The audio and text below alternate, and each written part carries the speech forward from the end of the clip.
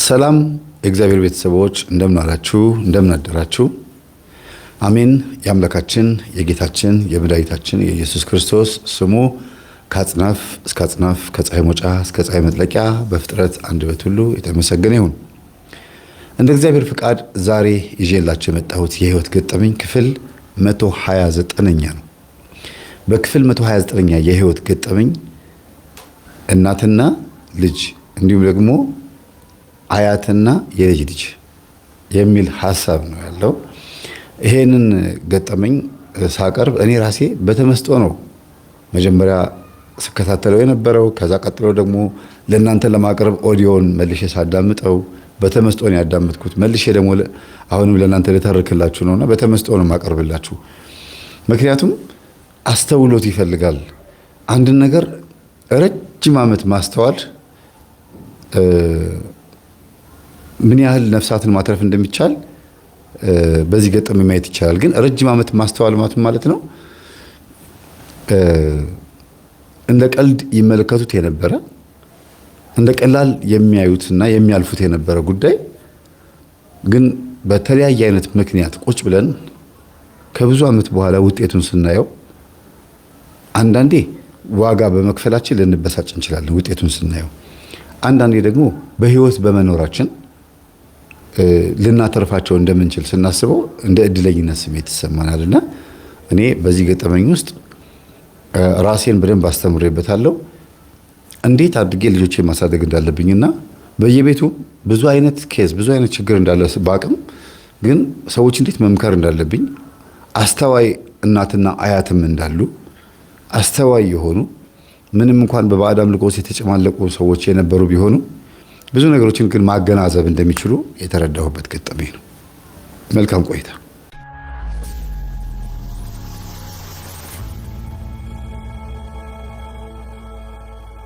እንግዲህ በዚህ ገጠመኝ ውስጥ ያሉት ሶስት ሰዎች ቢሆኑም ግን ሌሎች ሰዎችን ብዙ ሰዎችን እንዳሰሳለን። እግዚአብሔር አምላካችን ልቦናችን ይክፈት። ሊቀ መላእክት ቅዱስ ሩፋኤል አእምሯችንን ይክፈትልን። ቅዱስ ሩፋኤል ይህንን ገጠመኝ ለዚህ ቁም ነገር ያበቃልኝ አሁን እንዳቀርበው የረዳኝ ቅዱስ ሩፋኤል ነውና በረከቱ ይደርብን። በእውነት ይባርከን፣ በመስቀሉ ይባርከን።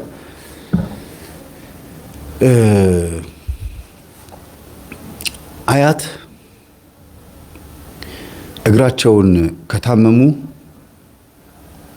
26 ዓመት አልፏቸዋል። ሆኗቸዋል ሳይሆን አልፏቸዋል። ከ26 እስከ 30 ባለው ጊዜ ውስጥ ነው የታመሙት። በደንብ አያስታውሱትም። እግራቸውን ታመው በአደጋ ምክንያት መጀመሪያ በመኪና አደጋ ምክንያት እግራቸው ተሰበረ። ከዛ የተሰበረውን አጥንታቸውን የሚጠግንላቸውና የሚያጣብቅላቸው በሸንበቆ የሚያጣብቅላቸው ሰው ስለጠፋ ይሄንን እስኪያደርጉላቸው ድረስ ስጋቸው ደም ስራቸው በስብሶ ምናምን ብቻ ብዙ ነገር ተፈጠረና ከሆኑ ከ3 ወር ከ4 ወር በኋላ አጥንታቸው ወደ ነበረበት ሲገጠም መራመድ አልቻሉ። እንዲህ አይነት ችግር ነው የተፈጠረው። መራመድ አጥንቱ ተገጥሟል፣ ያነክሳሉ። ግን የሆነ ደም ስር ወይም የሆነ ስጋ ምናምን ጨፍልቋል ወይም መቅኔያቸው አጥንታቸው ውስጥ ያለው መቅኔ ብቻ የሆነ ችግር ተፈጥሮበታልና መራመድ አልቻሉም እና የተባለው የዛሬ 26 ዓመት የዛሬ 30 ዓመት የነበረ የዶክተር ንግግር ነው። ኬዙ ግን ይሄ ነው እና ከዛ እያለ እየቀጠለ በቃ እግራቸው ሽባ ሆነ። የዚህኛው ደግሞ እንዳለ ሆኖ በክራንች ደረጃ እየወረዱ እየወጡ ፀሐይ ሲሞቁ ደግሞ ይሄኛው እግራቸው ተሰበረ። ስለዚህ ሁለቱም እግራቸው ፓራላይዝ ወይም ደግሞ የማይሰራ ሆነ። በተለያየ የውጭ ሀገር ሕክምና ለመታየት ተሞክሮ ነበረ። የወንድ ልጃቸው ውጭ ሀገር የሚኖረው ወንድ ልጃቸው እናቱን ለማሳከም ብዙ ጥረት አድርጓል። ግን በቃ ዳሜጅ ሆኗል። ይቆረጥ ሲባል ሳይቆረጥ እንደዚሁ መሆን ይችላል፣ ግን መራመድ አይችሉም። ግን ቢቆረጥም ባይቆረጥም ምንም ችግር አይፈጥርባቸውም። ይሁን ተብሎ ተነግሮት ነው ሙሉ አካል እንዳላቸው እንዲቆጠር እንጂ ሁለቱም እግራቸው ይቆረጥ ተብሎ ነበር። ግን አይሆንም ተብሎ ምንም ችግር ማይፈጥር ከሆነ ማይበሰብስ ሌላ ችግር ማይፈጥር ከሆነ ይሁን ተብሎ በቃ ይኸው ስለ 26 ዓመት አለፋቸው ማለት ነው። የዛሬ 26 ዓመት ይሄ ልጃቸው የ18 16 ዓመት ልጅ ነበረ። 18 16 አካባቢ የእሱ ታናሽ ደግሞ በ2 ዓመት የሚበልጣት ልጅ ደግሞ እንግዲህ የስንት ዓመት ትሆናለች? 15 ዓመት እንደዚህ ምናምን ትሆናለች ማለት ነው። 15 ዓመት ምናምን ትሆናለች እና ሴት ልጅ በእድገቷ በጣም ፈጣን ስለሆነች እድሜዋ 20 ዓመት 18 ዓመት ሲሞላ ሰውነቷም ግዙፍ ነው ፊዚካሊ ምናምን በአጠቃላይ የልጅቷ ፍጥነት ምናምን ለትዳር የደረሰች አይነት ነገር መስላ ስለታየች ብዙ ወንዶች ይፈልጓታል እና እዚህም እዛም እያለች እየተልከሰከሰች ታስቸግራቸው ነበር እናትየውን ልጃቸውን ያልኳችሁ የዛሬ 26 ዓመት የዛሬ 20 ዓመት ምክንያቱም ከ5 ዓመት በኋላ 20 ዓመት ሞልቷታል ልጅቷ። ስለዚህ 26 ሚሊዮን ወይም 28 ሚሊዮን ወደ 22 ወደ 23 ዓመት ስታመጡት ልጅቷ 20 ዓመት ይሞላታል ሴቷ ልጃቸው እና እንዲህ ስትል ወዲያ ወዲህ ስትንከወከው ከሆነ ጎረምሳ ጋር ትቀራረባለች። ተይ እሱን እባክሽን ልጄ እባክሽን ተይ ይሏታል። እግራቸው ታሟል። እንግዲህ እንደዛው ሶፋ ላይ እንደተቀመጡ እየወጣች እየገባች እየተንቀጨቀጨች ስታስቸግራቸው በጉርቤትም ሽማግሌ የጠሩ እቺ ልጅ ተይ በሏት እባካችሁ። እኔ እግር ቢኖረኝ በገረፍኳት በሮጥኩኝ በተከተልኳት ነው በያዝኳት ነበረ። ግን እንደው ግራ ገባኝ። ምግብም ሰርታ የምታበላኝ እሷ በመሆኗ ነው እንጂ ውጪልኝ ማለት አላቃተኝም። ደግሞ ልጄም ናት ትበላሽብኛለች ብለው በብዙ ሰው አስመከሩ። ልጅቷ እሳት ናት፣ ንፋስ ነች። በቃ ታውቃላችሁ። እና ጎረቤት ይመከታል። እሺ እኔ እኮ ምንም እኮ ጨዋታን ያዝኩት ጓደኞቼ ናቸው የትምህርት ቤት ጓደኞቼ፣ በዚህ ገብተን በዚህ ወተን እንትን ስንሄድ የሆነ ቦታ ምናምን ትላለች። ቲያትር ፊልም ታያለች ምናምን፣ ጭፈራ ቤት ብዙ ነገር ትሞክራለች። እና ልጅቷ አርፋ የምትቀመጥ ልጅ አለች። ወፈፌ ነገር ናት። እና እኚህ እናት በተቀመጡበት ቡና ይፈላላቸዋል። የቤት ሰራተኛ ተቀጠረ። እሷ አርፋ ስለማትቀመጥ የቤት ሰራተኛ ተቀጥሮ ቡና እየተፈላላቸው ልጃቸው ሰብሰብ ብላ እንድትቀመጥ የእናት አባታቸውን ከራማ እየጠሩ ይካድማሉ። ምን ይላሉ? ያ ማለት በዛ ሰዓት አይደለም የጀመሩት፣ ከትዳር በፊት የተጀመረ ጉዳይ ነው። እና የእናት አባቴ አምላክ ልጆቼን ጠብቅልኝ፣ እንደው እግሯን ሰብስባ እንድትቀመጥ ልብ እንድታረግ ቀልቧን ሰብስብልኝ ምናምን እያሉ ይላሉ። ባይዘው ቀልብ ማለት እና ቆሌ ማለት ተመሳሳይ ነው። የዛር መንፈስ ስም ነው። ቀልብ የለውም ወይም ልብ የለውም ለማለት ነው የሚባለው። ቀልብ ማለት ልብ ነው ብሎ ተርጉሞታል ብዙ ሰዎች፣ ግን አይደለም። ይሄን ለማወቅ የገጠሩን ሕዝብ ማወቅ መጠየቅ በቂ ነው። ቀልብ የሚለው ሐሳብ ምን ማለት እንደሆነ ቆሌን ገፈፍከው እንደው በስማም ቆሌውን ገፈፍኩት ይባላል። ቀልቤን ገፈፍከው ይባላል። ያም ያጋንንት ስም ነው። ግን እንደ ቀልድ ተወስዶ የሰው ልብ ወይም ደግሞ ቆሌ ሲባል የሆነ እኛ ላይ ያለ የሆነ የሚጠቅመን ኃይል ተደርጎ ተወስዶ ገፈፍኩት ይባላል። ይቺ ልጅ በገባሽ በወጣሽ ቁጥር ታስደነግጣቸዋለች። እንደው አንቺስ ምን ይሻል እንዳረግምሽ እርግማኔ ቅርብ ነው። ድንገት ገብታ እማዬ ምናምን ብላ ትገባለች እና ድንግጥ ይላሉ። ከተኙበት እንዴት ደንግጠው እንደሚነሱ። ተይ ልጄ እንደዚህ አታስደንግጪ፣ አይምሮዬ እየተጎዳ ነው እረፊ፣ በጣም ነው የሚናገሯት። እና አዝነው አንድ ቀን አለቀሱ። ምን ይሻልሻል ልርገምሽ አሏት። አይ እማዬ ደግሞ የእናት እርግማን እንኳ አይደርስም፣ እንደ እግርሽን ይስበረው፣ በቃ እግርሽን ሰብሮ እዚህ በተቀመጥሽ የትም ባልሄድሽ አሏት። እና በእርግጥም ልጅቷ እግሯ አልተሰበረም። ግን እግርሽ ይስበረው የሚለው ቋንቋ እግሯን ሳይሆን እንዲሰበር የተፈለገው፣ እሳቸው እግራቸው ተሰብሮ ተቀምጠዋል። ግን እግርሽ ይሰበር የሚለው ሐሳብ ውሎሽ የምትሄጅበት አይቀናሽ ነው። ወይም ደግሞ እግር ማለት እስቲ የሆነ ቦታ ደርሼ ልምጣ ብለን እንደምንለው ጉዞ እንደማለት ነው። እና ልጅቷ ሄዳ ግን አይቀናትም። ትወጣለች፣ ስራ ትሞክራለች፣ እምቢ ይላታል። ከሰው ጋር ልስማማታ ትመጣለች። እና እማዬ እርግማንሽን አንሺልኝ እንደ እግርሽን ይስበረው ብለሽ እኮ በሄድኩበት ቦታ ሁሉ እኮ በቃ በጣም እየተጎዳው ነው ትላለች። እና እርግማኑ እንደደረሰ ስለገባቸው እራስሽ እኮ እየተንቀጨቀሽ እኮ ነው አፌን እኮ የምታበላሽብኝ፣ እንደው እባክሽን ተይ ልጄ እረፊ ምናምን ይሏታል። እና በቃ እኔ ምንም አላሳፍርሽም፣ ግድ የለሽም፣ ምንም ነገር አይፈጠርም፣ በቃ ተይኝ። ይኸው የቤት ሰራተኛ ተቀጥሮልሻል፣ ወንድሜ እዛም እያለ የቤት ሰራተኛ ደሞዝ ይከፍላል፣ እኔም ስራ እየፈለግኩኝ ያለው ተይ በቃ የዋልኩበት ብዬ ልምጣ ትላታለች። ከዛ እናትየው ጸጥ አሉ። እንደፈለግሽኝ ማለት አልፈለጉም፣ ግን ዝም አሏት። ይሄ በሆነ በ3ኛ ወር ላይ አረገዘች ተባለ። ከየት እንደሆነ አይታወቅም። እሳቸው አያውቁም፣ እሷ ግን ታውቃለች ከማን ጋር ስትዘል እንደነበረ። ከዛ መጣ ጉልበታቸው ስር ተደፍታ እማዬ ይኸው ረፊ ስትይኝ አልሰማ ብዬ ይኸውልሽ እርጉዝ ሆንኩኝ እኮ በቃ አረገዝሽ አሉኝ። አረገዝሽ አሉ። በቃ አጫዋች ይሆነኛል፣ ውለጂው፣ ችግር የለውም ማን እንደሆነ አባቱን ብቻ አትርሽ እንጂ ያው ከዛም ስለ እንደምትዘይ ሰምቻለሁ። ከጎረቤት አርፈሽ እንደማትቀመጭ ሁሉም ወንድ አቅፎሽ እንደሚሄድ ሰምቻለሁ። ምንም ማድረግ ወንድምሽ ግን ከሰማ ምን እንደሚያርግሽ አላውቅም። ያንጠለጥልሻል። ለማንኛውም ወለጁ ልጁ ይወለድ። እኔ እዚህ አጫዋች ይሆነኛል፣ መተከዣ ይሆነኛል፣ በቃ የቤቱ ሙቀት ይሆናል። ይወለድ ልጁ አሉ። ከዛ እንደዚህ በማለታቸው ደስ አላት። ከዛ ሻለች። የልጁን አባት የዚህን እንግዲህ የተረገዘ ጽንሱን ማለት ነው አባት ወይም አብራው የተኛችውን ልጅ አምጥታ ለማስተዋወቅ ጥረት አደረገች እና ቆይ አሁን አታምጩ ይወለድና ከዛ በኋላ የልጅ አባት እንደሆነ ካወቅኩ ነው የምተዋወቀው። አሁን የሚፈጠረው አይታወቅም አሉ። ከዛ ስብስብ ባለች። ልክ 6ኛ ወር 7ኛው ላይ ሲደርስ ወንድሟ ምንድነው ማይች ሆዷ ምን ሆናለች ማሚያ በል እንዳትቆጣት ያርፈሽ ተቀመጪ ስላት አልሰማም ብላኝ የሆነ ሆኗል ተፈጥሯል አርግዛለች። አረ ደነገጠ። ዱላ ያዘን ካልመታዋት አለ። የቤት ሰራተኛው ብላ ስትጮህ ጎረቤት መጣ ምናምን በቃ በጣም አስቸገረች። በቃ ማለት ካልወጣሁ ብላ ማለት ነው። በቃ ወንድሜ ይገለኛል እወጣለሁ እዚህ ቤት እንዳላይሽ እናቴን ይኸው መከራዋን አሳይተሽ ተይ ማታ ስመጣ ተይ እያልኳት አልሰማለችኝ ብላ ሁሌ ነው የምትነግረኝ። በቃ ምን ይሻልሻል አንቺ ይኸው መጨረሻ ላይ እዳ መጣሽባት። ከዛ በኋላ በቃ ወንድሜ እንዳይገለኝ ብላ እንደገናም ደግሞ ጠልቶኛል ይሄም ጽንስ አይፈልግም ብላ የ7 ወር ጽንስ ልታበላሽ አይሆንም የትኛው ዶክተር አልቀበልሽም አሏት። እና ራሴን አጠፋለሁ ብላ ብዙ ሞከረች በጣም ብዙ ነገር ተጣጣረ።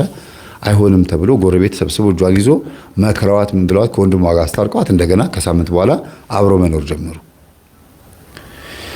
እናት በዚህ መካከል ደስ አላቸው ነገሩ ሲረጋጋ። ትውለድ ችግር የለውም እሷም ቆንጆ ናት ልጁን ቆንጆ ነው ወይ ብዬ ጠይቂያት አዎ ብላኛለች ቆንጆ ልጅ ነው የሚወለደው ምናምን እያሉ ልጃቸውን ወንድሟን እያጽናኑ ምን እያሉ ከዛ መታረቁን ለማሳየት ልብስ ይገዛላታል። መውለጃ ጊዜዋ ሲደርስ ምናምን በቃ ብቻ ትሪት ማድረግ ጀመረ ወንድሟ ማለት ነው። እና ስለ ጽንሱ አባት መናገር አሁን አልጀምርም መናገር በኋላ ነው መመጣላችሁ። ወደ መጨረሻ አካባቢ መመጣበት ጉዳይ አለ። ስትወለድ ሴት ናት የተወለደችው። መልኳ ራሷን እናቷን የምትመስል ስታድግ እናት ይሁን ብለው ሁሉ ነገር ተቀበሉ። ወንድ ቢሆን ደስ ይለኝ ነበረ። ለሴትማ 2-3 ወልጄ ያው አንድ ብቻ ቀርታብኛለች ብላ ሁለት ሞቶባቸዋል።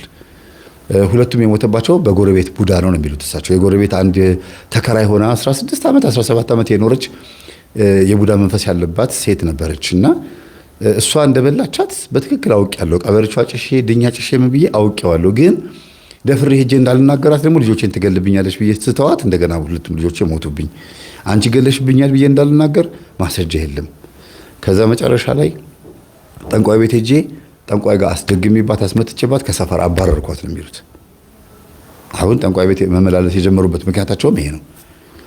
2 ሴት ልጅ ሞቶባቸዋል እና አሁን ወንድ ልጅ የምፈልገው ነው እሳቸው አባባላቸው። ነገር ግን ሴት ተወለደች። በቃ ይሁን ብለው ተቀብለው ልጅቷ ቀስ እያደገች ስትመጣ እናትየዋ ደግሞ ከወለደች በኋላ ጥሩ ጤንነት ስሜት አልተሰማትም። በአጠቃላይ ህመም እያጋጠማት በተደጋጋሚ እየተኛች ሆስፒታል እየገባች ምን እያለች እስቲ ለማንኛውም የልጁን አባት የልጅሽን አባት አምጪና አስተዋውቂኝ። አሁን ልተዋወቃት። አንቺም ጤንነት እየተሰማሽ አይደለም። ነገ ከነገ ወዲያ ምን እንደሚፈጠር አይታወቅም። አባቴ ማን ነው ብላ ብትጠይቅ ምን ብዬ ልላት ነው ብለው አያትየው ይናገራሉ። እናትየው ማለት ነው። ከዛ አምጥታ ታስተዋውቃለች። አንተ ነህ የሚጣባት? አዎ። ልጅህን ማሳደግ አትችልም አሉት። ኧረ እኔ እችላለሁ። እኔ እኮ እኔ ላሳድግ እኔ ልጅ የለኝም መደበሪያ እፈልጋለሁ ብላለች እናቴ ስላለች ነው እንጂ እኔ እኮ እናቴም ራሱ አምጣ እያለችኝ ነው። ይሁን ለማንኛውም አብራችሁ መኖር የምትችሉበት ሁኔታ ለማመቻቸት ሞክሬ ነበረ። እዚህም ልትመጣ ፈልጌ ነበረ። ግን እሷ ጤንነቷ አልተመለሰላት። ይሄው እየታመመች ነው በተደጋጋሚ። ምን እንደሆነች አላውቅም። ከወለደች በኋላ ልጄ ተለክፋብኛለች። አዋላጅ በቡዳ በልታት ይሁን ምን ይሁን አላውቅም። ብቻ ከወለደች በኋላ ተለከፈችብኝ አሉ። ምን እንደሆነ ሳይታወቅ እናትየዋ ሞተች። በወለደች በ3ኛ ዓመት ነው በ4ኛ ዓመት ላይ። በጣም ይገርማል። እናትየዋ በጣም አዘኑ። ግን ተክታልኝ ነው የሞተችው ብለው በአንድ በኩል ያው እንደ ልጅ ባይሆንም መጽናኛ አግኝተዋል። በአንድ በኩል ግን በምን ምክንያት እንደሞተች ደግሞ ውስጣቸው በጣም ይከነክናቸዋልና እየመነመነ ሰውነቷ እያሳለች እያለች ምን እያለች ሬሳ ይመርመር ተባለ። የተገኘባት ሳምባ ነው።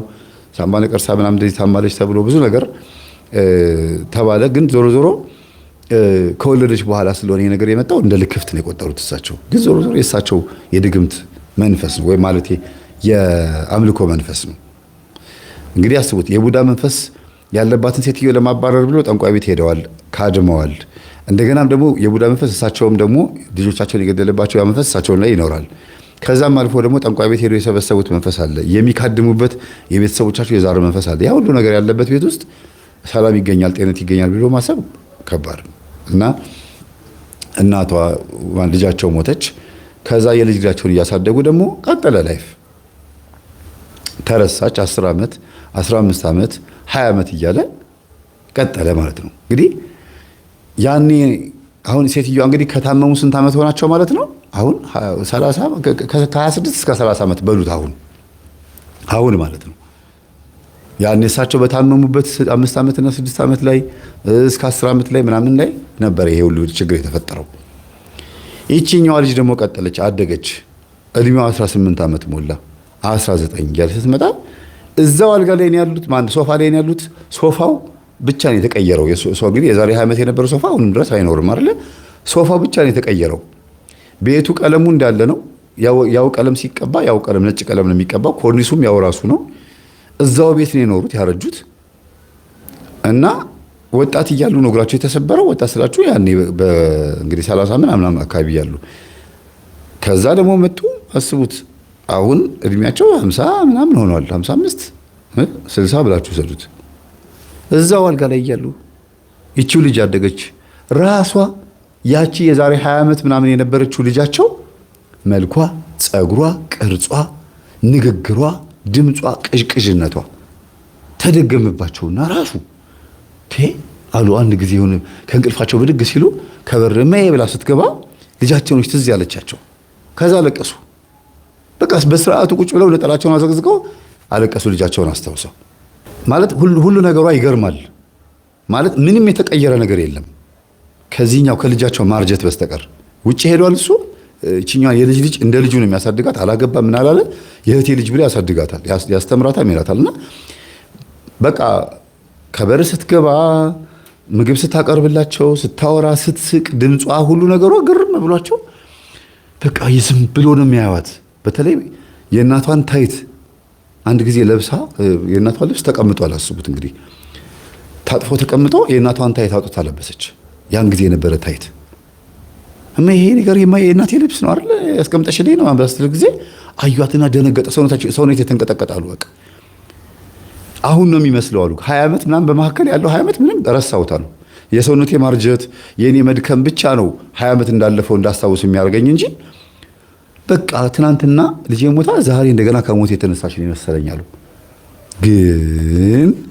ግን እዚህ ጋር ስንመጣ አሁን ትልቁ ነገር ራሱ የእናቷ የልጅቷ ማለት የህፃኗ መንፈስ እናቷ ላይ ልጅቷ ላይ የእናቷ መንፈስ ልጅቷ ላይ እንደመጣ የሚያሳይ ነገር ደግሞ ምልክት ታየ። እናትየዋ ይሄን አያስተውሉም እና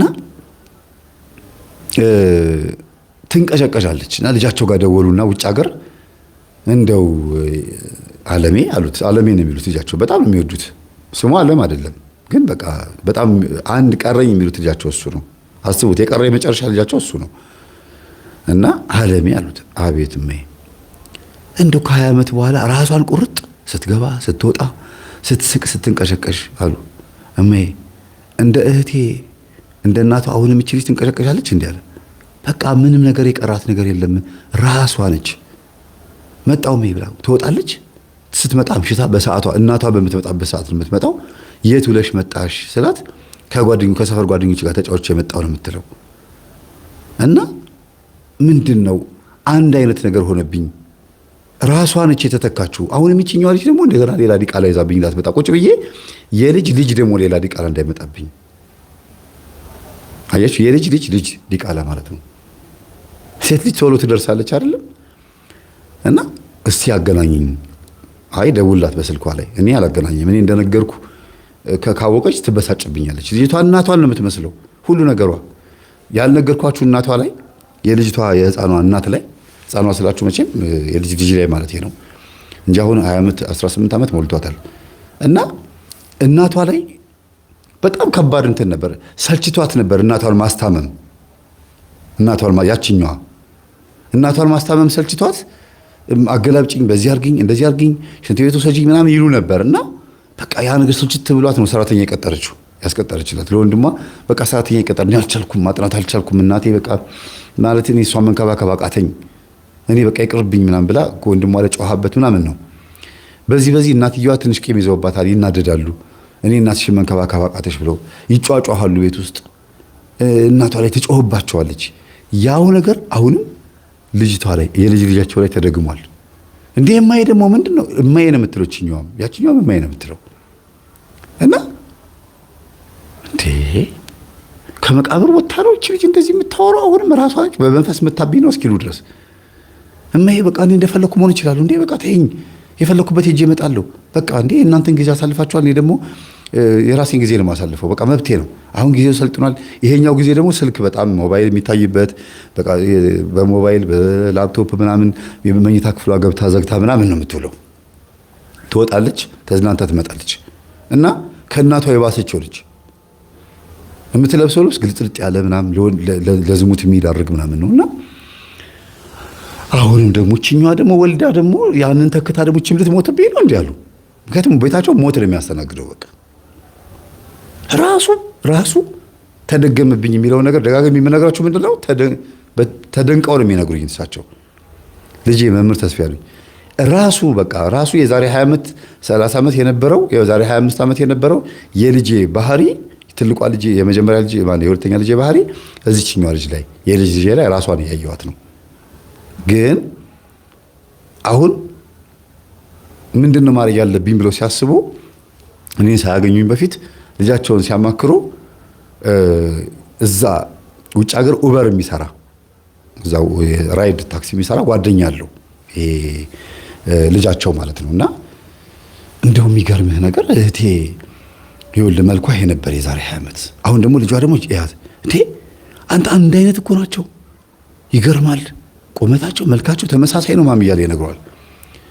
እና ይኸውልህ ልክ እንደ እናቷ አሁንም እየተንቀሸቀሸችብኝ ነው ብላ እናቴ የዛሬ 25 ዓመት የዛሬ 26 ዓመት የዛሬ 30 ዓመት እግሯ እንደዛ ታማ ልጇን ይቺን እህቴን ተይ አትውጪ፣ አትንቀጭቀዢ፣ ተይ እባክሽ አርፈሽ ተቀመጪ እያለች እየነገረቻት አይሆንም ብላ ወጣ እቺን ልጅ ወለደቻት። ዲቃላ ወለደች። አላገባች ምን አላለች። በ3ኛ ዓመቷ ሞተች።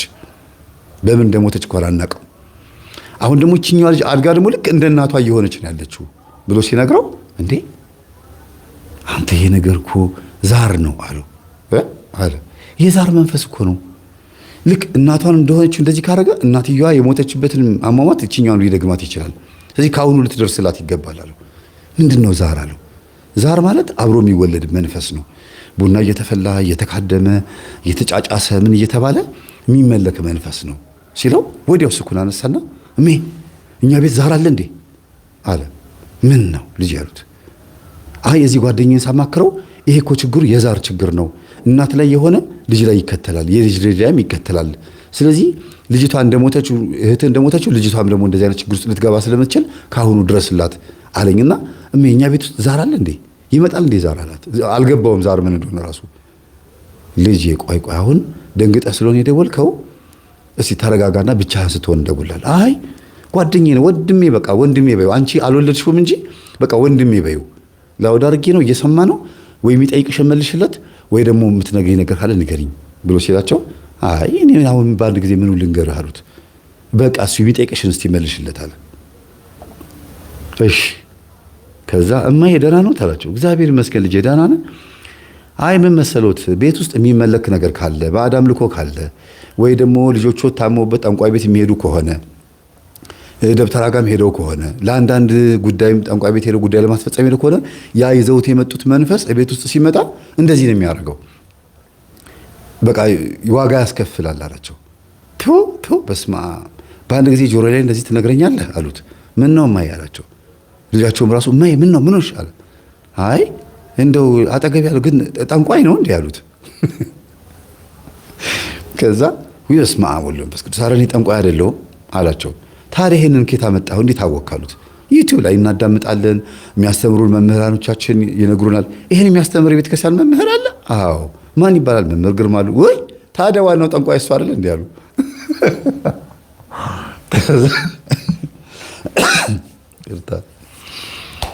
ከዛ እንዴ ኧረ የእኔ እናት እንደዛ አይባልም። እኔ እኮ አሁን ቆራቢ ነኝ፣ እንድቆርብ ያደረጉኝ፣ እንድጾም እንድጸልይ የሚያደርጉኝ፣ አምላኬን እንዳውቅ ቤቴ ሰብሰብ ብዬ በጊዜ እንድገባ ክርስቶስ እንድላቀቅ የልጆትም ጥሩ ጓደኛ እንደሆነ ያደረገኝ እኮ ይሄው ትምህርት ነው። እንደዚህማ ማለት የለቦትም አላቸው። አይ ሲባል ስለምሰማ ነው እንጂ እኔማ ሲጠነቁል አላየሁትም። ግን በዩቲዩብ ላይ እንደዚህ በቪዲዮ ላይ አንዳንድ ጊዜ ይሄ ጠንቋይ ነው ደብተራ ነው ሲባል ስለምሰማ ነው። አይ እናቴ እነሱን እኮ ስለሚያዋርዳቸው ነው። ጠንቋዮቹን ራሳቸውን ይሄን ስራችሁን አቆሙ ብሎ ስለሚቃወሙ ነው እኮ ይሄን ስም የለጠፉላቸው ሲል ጊዜ ነው እንዴ አሉ። ማን ነው ለጣፊው አሉ። ደብተራ። ደብተራማ ይችልበታል መለጠፍ። እኔ ጉድ ያደረገኝ እሱ አይደል እንዴ አሉ።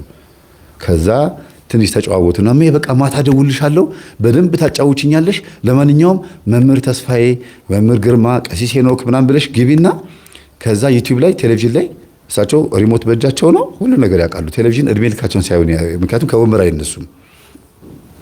በቃ ማህበራዊ ሚዲያ ሬዲዮ በዚህ አለ፣ ስልክ በዚህ አለ፣ ቴሌቪዥን በዚህ አለ፣ ማህበራዊ ሚዲያ ሁሉንም ጋዜጠኛ ስሞቻቸውን ያውቃሉ፣ ፕሮግራሞቻቸውን ይከታተላሉ። የሚያመልጣቸው የማህበራዊ ሚዲያ የሬዲዮ ፕሮግራም የለም። ስለዚህ እኚህ ሴትዮ ወዲያውኑ እንደነገራቸው ማን አልከኝ? ቆይ እንደማ ስልካቸው ላይ ማስታወሻ ኖትቡክ ላይ ያደረጉና ጻፉ። ከዛ ልጃቸው ስልኩን ከዘጋ በኋላ በእሳቸው ማታ ማለት እሳቸው ማታ 2 ሰዓት የሚሉት እሱ ጠዋት ስንት ሰዓት መሰላችሁ? ወደ 4 ሰዓት 5 ሰዓት አካባቢ ነው። ማታ 2 ሰዓት ምናምን ከምሽቱ 4 ሰዓት አካባቢ 5 ሰዓት አካባቢ ከሆነ ደግሞ ወደ 9 ሰዓት አካባቢ ይሆናል ማለት ነው። 9 ሰዓት ወይም 8 ሰዓት አካባቢ ይሆናል ውጭ ሀገር አሜሪካ ማለት ነው። እና ምናልባት ከተሳሳትኩኝ አረሙኝ። አካባቢውን ነው የተናገርኩ ያለሁት እንደየእንትኑ ይለያያል። እና ሲደውሉለት ሞቅ ያለ ስራ ላይ ነኝ ያለሁት እኔ ራሴ ልክ ስረጋጋ ደውልሻለሁ አለ። ከዛ እኔ እንቅልፌ ልተኛ ነው አሉት። ችግር የለውም ተኚ፣ በቃ ችግር ጠዋት እደውልሻለሁ። በእናንተ ጠዋት በእኛ ማታ ሌሊት ስለሆነ ችግር የለውም ጠዋት እደውልሻለሁ አለ። ከዛ ግን አላስቻለውም። መስማት ፈለገና አንድ ራይድ ወይም ኡበር እንደሰራ አንድ የሆነ ሰው ትራንስፖርት እንዳጓጓዘ ከዛ ሁሉ ነገር ቆልፍልፍ አድርገና ወደ ቤቱ ገባና ደወለላቸው እናቱ ጋር ከምሽቱ 4 ሰዓት ላይ። እማዬ እንዴት ነው ያየሽ ነው አላት። አዎ ብዙ ጉድ እየሰማሁ ነው። ይሄ ልኬን እየነገረኝ ነው። የልጅ ልጄም ቁጭ ብላ እንድታዳምጥ አስገድጃት ይሄው ቁጭ ብላ እያዳመጠች ነው አሉ። ከዛ አለች አዎ አቅርቢልኝ። አሁን እንኳን እንቅልፍ ሸለብ አድርጓታል። ስታዳምጥ ቆይታ ተኝታለች። ከዛ እሳቸውና እሱ ማውራት ጀመሩ። በይ ንገሪኝ፣ ቤት ውስጥ እንዴት አገሽ እንዳሳደግሽኝ እንዴት እንደነበረ ዛር መንፈስ ነበረ ወይ? መጀመሪያ አዎ ወይም አይደለም በይኝ። አይ ዛርማ የሌለበት ቤት የለም አሉት። ዛር ሁሉም ቤት አለ። ሁሉም ሰው ውስጥ ዛር እንደሚኖር ይታወቃል። የሌለበት መንፈስ የሌለበት ሰው የለም። ይህንን አብዛኛውን ጊዜ ስናገር ከእስልምና ጋር በተለይ ጸጋዬ ክፍሉ የሚባል ሕፃን ልጅ ከእስልምና ጋር ለማገናኘት የሆነ ከሌላ ከነቢዩ መሐመድ ጋር ለማገናኘት ምናምን ጥረት ያደርጋል። ይሄ መጽሐፍትን መርምሮ አለማወቅ አለማንበብና የታመሙ ሰዎችን መጥቶ አለማየት በዚህ ጉዳይ ላይ ጥናት አለማድረግን ያሳያል። ተጎልቶ ዝም ብሎ ሚዲያ እያዩ ብቻ ማውራት አይደለም። እንግሊዝኛ ስለቻለ ቁርአኑን በእንግሊዝኛ ስለተረጎመ ስላነበበ ምናምን አይደለም። ያ አይደለም እውቀት የሚባለው። ቤተክርስቲያንን በደንብ ማወቅ ያስፈልጋል። እንመጣበታለን። ዛር መንፈስ የሚባል ነገር አብሮ የሚወለድ መንፈስ በብዛት ኢትዮጵያን ሕዝብ ላይ እንዳለ ክርስትና ብንነሳም ባንነሳም ይሄ መንፈስ አብዛኛውን የኢትዮጵያ ሕዝብ ላይ እንደነበረ እንዳለ አሁንም እንደሚቀጥል ይሄ ሳይታለም የተፈታ ነገር ነው። እንደየሁኔታው ይለያያል። እንደየእምነታችን ጥንካሬ መንፈሱ ራሱን ገልጦ የማይታይበት ሁኔታ አለ። ለምሳሌ በእምነታቸው ጠንካራ ከሆኑ አንዳንድ ሰዎች ዛር መንፈሱ ጉልበት አይኖረውም። ከውስጥ ሆኖ ከመስራት ይልቅ ውጭ ሆኖ ይሰራል። ውጭ ሆኖ ሰዎችን ይመጣል፣ ይቀሰቅሳል፣ ነገረኞችን ያመጣል። የምትሄዱበትን ቦታ ቀድሞ እየሄደ ያበላሻል ምናምን የት እንደምትሄዱ ካወቀ። ከዛ ውጭ ግን በመንፈስ የማይፈተን የለም።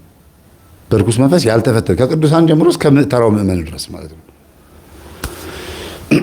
እና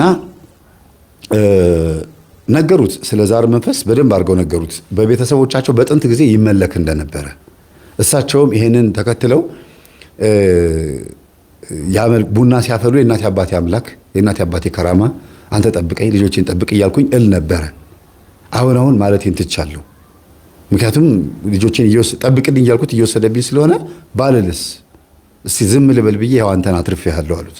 አዎ እንዳትይ እማዬ እንዳትይ አለ እና ገና ገጠመኛችንን ማዳመጥ አልጀመረም። እሱ ከእናቱ ነው ለመጀመሪያ ጊዜ ስለ መንፈስ የሚሰማው ከጓደኛውና ከእናቱ ገና እኮ አልሰማም፣ መስማት አልጀመረም እኮ እና አመልክ ነበረ። ቡና ይፈላ ነበር ድሮ ታስታውሳለህ አሉት። አዎ የዛን ጊዜ እኮ አንተ አታውቅም እንጂ ካድም ነበረ። አማልክቶችን እጠራ ነበረ። በተለይ ወሰንገላ የሚባል መንፈስ እጠራ ነበረ። ይሄ ወሰንገላ የሚባል መንፈስ ሲጋራ ያስጨሳል፣ ጫት ይቅማል ምናምን ብዬ ያስተማርኩትን ትምህርት እሳቸው አያውቁትም።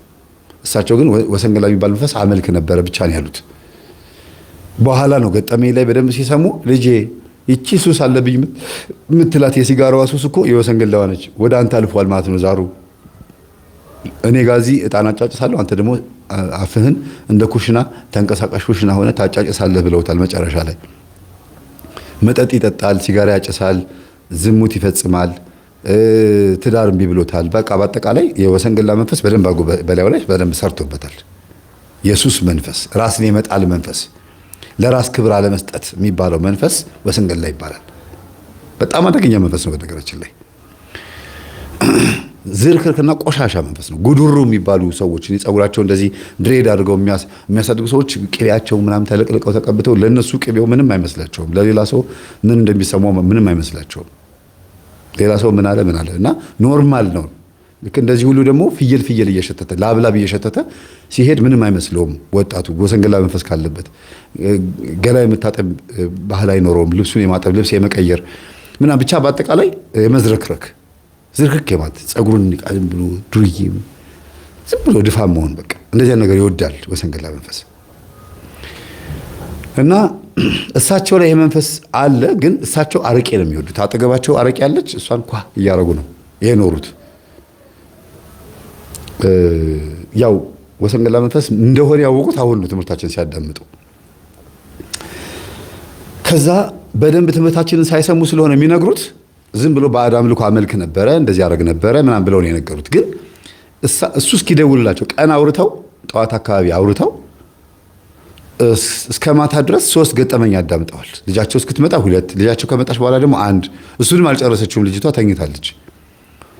እና ሲነግሩት ግን ድንገት መሃል ላይ ብንን ብላ ነቅታ ልጅቷ እየሰማች ነው። እንደዚሁ እንደ ሶፋ ላይ ተኝታ ትሰማለች። እንዲህ አርጌ ይውልህ የዚች ልጅ የሚጣናትም ደግሞ እንዲሆና ስትንቀዠቀዥብኝ ደብተራ ጠርቼ እግሯን እንሰርልኝ ቤት ውስጥ እንድትቀመጥ አድርግልኝ ብዬ አንድ መርጌታ አስመጥቼ በሞክር እምቢ አለኝ። እላዋ ላይ ያለው መንፈስ አደገኛ ነበረ ማለት ነው። እና በቃ ቅሽቅሽ አርጓት ታይ ያልኳት እየመከርኳት አልሰማ ብላ ይቺ ልጅ ተወለደች። አሁን ደግሞ ይቺ ልጅ ደግሞ ራሷ እናቷ መልኳ ሁሉ ነገሯ ተመሳሳይ፣ ባህሪያቸውም ሁሉ ነገራቸው ተመሳሳይ። ይቺኛውም ደግሞ አርፈሽ ተቀመጭ ስላት አትሰማም። እና ይሄ ነገር እንዳልከው የዛር መንፈስ ነው የሚሆነው ማለት ነው። ምክንያቱም አሁን ስሰማ ትምህርቱን የዛር መንፈስ ከእናት ወደ ልጅ ከልጅ ደግሞ ወደ ልጅ እንደዚህ እንደሚያልፍ እየሰማሁኝ ነው።